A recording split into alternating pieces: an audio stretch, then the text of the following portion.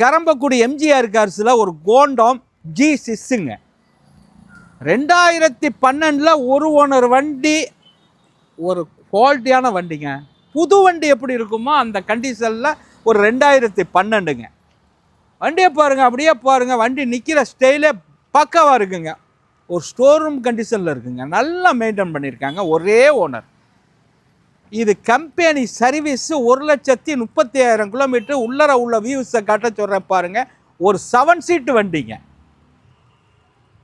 ஒரு மெரிட்டாக நிற்கிதுங்க வண்டி. பார்க்கையில் ஆசையாக இருக்குது. இந்த வண்டிக்கு கண்டிப்பாக கூப்பிடுங்க. ஒரு 7 சீட்டு வண்டியில் நல்ல குவாலிட்டியான வண்டி.